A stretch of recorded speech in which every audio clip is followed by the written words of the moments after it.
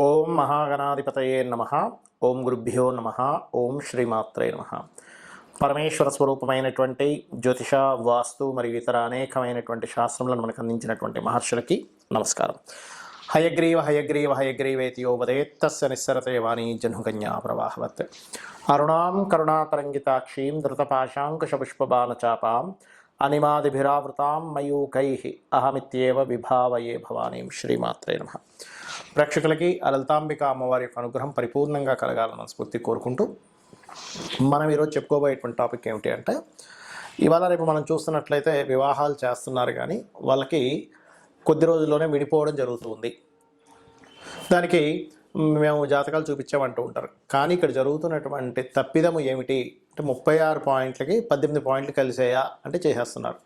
అలా కాకుండా 18 పాయింట్లు దాటిన తర్వాత ఉండేటువంటి ఆ వర్ణకూట ఏవైతే కూటమి ఉందో అది చూసుకుంటూ, దాంతోపాటు ప్రతి లగ్నము వారికి, మనకి మేషం నుంచి మీనం వరకు ఉండేటువంటి 12 లగ్నాల వారికి అసలు ఏ ఏ విషయాలు పరిపూర్ణంగా చూసుకోవాలి, ఎక్కడ మనం ఫెయిల్యూర్ అవుతున్నాము, ఏ విషయాలు చూసుకుంటే భార్యాభర్తలు చక్కగా కలిసి ఉంటారు అనేటువంటి విషయాలు ఇప్పుడు మనం 12 లగ్నాలకి తెలుసుకుందాం. అదేవిధంగా ఈ విషయాలు చెప్తుంది నేనైనప్పటికీ కూడా చెప్పిస్తుంది సాక్షాత్ లలిత అమ్మవారిగా భావిస్తూ, మకర లగ్నము, మకర రాశి. రాశి అనేటువంటిది ఏదైతే ఉందో అది కేవలం నక్షత్రం బేస్ చేసుకొని ఇద్దరికి మనసులు కలుస్తాయి కలవు అనేటువంటి చూసుకునేది. అది ప్రతి నక్షత్రానికి ఏ నక్షత్రం వారితో వివాహం చేసుకుంటే మనసులు కలుస్తాయి అనేది దాని వీడియోలు చేసిన చూడండి. అయితే ఇక్కడ ఈ మకర లగ్నంలో మీరు పుట్టినా లేదా మీరు చేసుకోబోయే జీవిత భాగస్వామి మకర లగ్నం అయినా ప్రధానంగా మీరు తీసుకోవాల్సిన జాగ్రత్తలు ఏంటంటే, సప్తమ స్థానాధిపతి చంద్రుడు, లగ్నాధిపతి శని ఎలా ఉన్నారో చూసుకోవాలి. అది మీదైనా మీ ఆపోజిట్ మీరు చేసుకోబోయే అమ్మాయి అబ్బాయిదైనా. ఎందుకంటే లగ్నం అంటే జీవుడు, సప్తమం అంటే జీవిత భాగస్వామి. సో చంద్రబలం ఎలా ఉంది ఈజ్ మోస్ట్ ఇంపార్టెంట్ మకర లగ్నానికి. అలా చంద్రుడు అష్టమంలో ఉన్నందుకు ఇబ్బంది అండి అంటే కాదు. అష్టమంలో ఉన్నా, షష్టమంలో ఉన్నా, 12లో ఉన్నా, ఇక్కడ మనం చూడాల్సింది ఏంటంటే అది ఏ గ్రహాలతో కలిసి ఉంది ఈజ్ మోస్ట్ ఇంపార్టెంట్. 12లో ఉంటేనేమో విదేశాలకు వెళ్ళడం జీవిత భాగస్వామి జరుగుతుంది. అష్టమంలో ఉంటేనేమో కొంచెం వివాహం చేసుకునే టైంలో కొద్దిగా మన కుటుంబ సభ్యులతోనే ఏదైనా మ్యాన్ రకం వాళ్ళతో కూడా అవుతూ ఉంటుంది అష్టమంలో ఉన్నప్పుడు. సమ్ టైమ్స్ 99% అవుతుంది కూడా. అలాగే బుధుడు సంబంధం వచ్చినా సరే మ్యాన్ రకం అవుతుంది. ఇక్కడ చాలామంది అడుగుతుంటారు, ఏమండి బావమరుదులు అంటే మరదళ్ళు ఉన్నారు, వాళ్ళు చేసుకోవడం కుదురుతుందా, ఇట్లా అడుగుతుంటారు. అప్పుడు ఏంటంటే అక్కడ బుధుడు యొక్క ప్రమేయం వచ్చినప్పుడు, ఈ చంద్రుడు వెళ్ళి బుధ నక్షత్రాల్లో ఉన్నప్పుడు, లేదా ఏదైనా నక్షత్రంలో ఉంటే ఆ నక్షత్రాధిపతి బుధుడితో కలిసినప్పుడు అటువంటి కాంబినేషన్స్ కలుస్తాయి.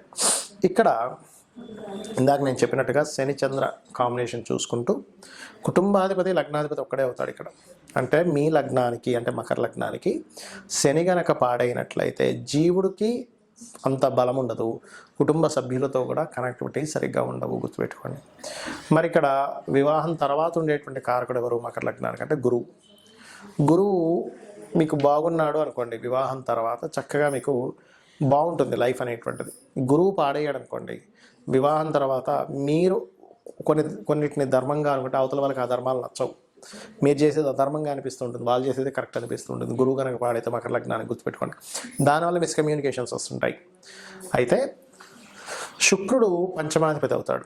శుక్రుడు బాగున్నాడు ఉదాహరణకి సంతాన సంబంధించిన విషయంలో మళ్ళీ గ్రోత్స్ అవి బాగా పెరుగుతుంటాయి. సంతానానికి కూడా తొందరగా ఉద్యోగం వస్తుంది. సంతానం పుట్టినప్పటి నుంచే మీకు కూడా ఉద్యోగ విషయాల్లో మంచి గ్రోత్ ఉండడము, బాగుండడం జరుగుతుంటుంది. అంటే ఇక్కడ మీరు చెక్ చేసుకోవాల్సింది, మీది మకర లగ్నం అయినా మీరు చేసుకోబోయేదైనా చంద్రుణ్ణి, శనిని అంటే లగ్నాధిపతి అయిన శని, సప్తమాధిపతి అయిన చంద్రుడు, పంచమాధిపతి అయినటువంటి శుక్రుడు, 12వ అధిపతి అయినటువంటి గురువు యొక్క స్థితి ఎలా ఉందో చెక్ చేసుకోవాలి.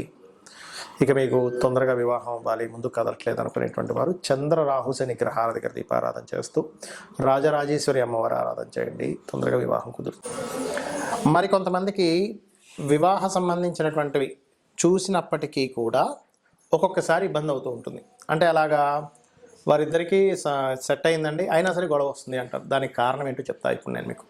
వాళ్ళ పర్సనల్ చార్ట్లో ఎవరైతే వివాహం చేసుకోబోతారో మీరు అవతల వాళ్ళది కానీ మీది కానీ పర్సనల్ చార్ట్లో పర్టికులర్గా వివాహ సమయం కాదు అంటే వివాహం చేసుకోకూడని సమయంలో వివాహం చేసుకుంటున్నారు, గుర్తుపెట్టుకోండి. అది ఎట్లా తెలుసుకోవాలి?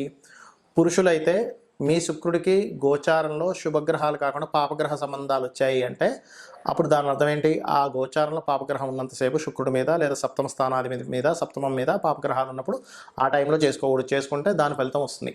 అలాగే స్త్రీలకైతే కుజుడి మీద పాపగ్రహ సంబంధం రాకూడదు. కుజుడికి కేంద్ర కోణాల్లోని, ముఖ్యంగా కోణాల్లోని, అదేవిధంగా సప్తమ స్థానాధిపతి చూసుకోవాలి. ఇది ప్రధానంగా తీసుకోవాల్సినటువంటిది. మరియు దీంతోపాటు పర్టికులర్గా మీరు కనుక ఇద్దరికి, అంటే ఇప్పుడు ఇద్దరికి సరైన సమయం అనుకోండి వివాహం చేసుకోవడానికి, అప్పుడు బాగుంటుంది. అలా కాకుండా ఒకరికి బాగుండి ఒకరికి బాగాలేదు వివాహం చేసుకోవడానికి, అప్పుడు ఏంటి యావరేజ్గా ఉంటుంది. వాళ్ళిద్దరు వివాహం చేసుకుంటే ఆ గ్రహస్థితి వెళ్ళిపోయే వరకు. దీంతోపాటు ఎవరికైనా వివాహం అవ్వటం లేదు, చాలామంది సంబంధాలు చూసుకుంటుంటారు కానీ సెట్గా ఒక్కోసారి. దానికి కారణం ఏంటంటే వాళ్ళకి జన్మజాతకంలో బలం లేదు వివాహం మీద. అలాంటప్పుడు మీరు చేయవలసింది ఏమిటి? స్త్రీలైతేనేమో నవగ్రహాల్లో కుజ శని రాహు గ్రహాల దగ్గర దీపారాధన చేయండి.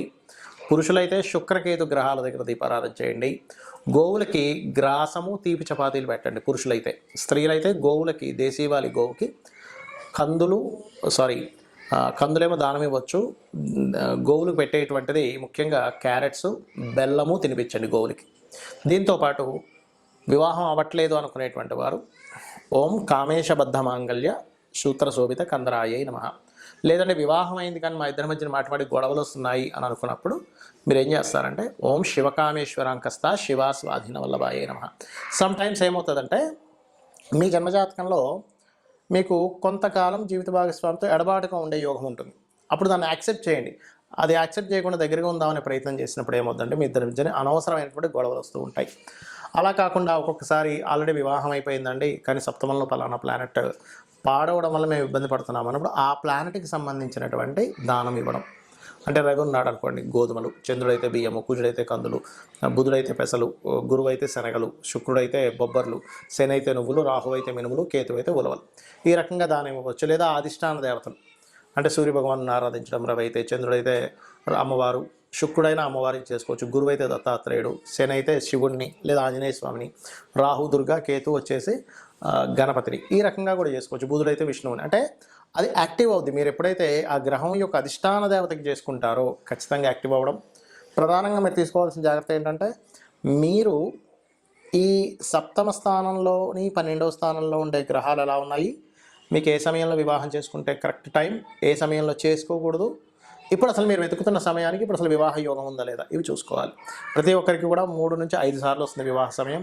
సో ఇవి చూసుకొని మీరు మీ యొక్క జీవితాన్ని ఆనందమయంగా చేసుకుంటారని కోరుకుంటూ శ్రీమాత్రే నమః.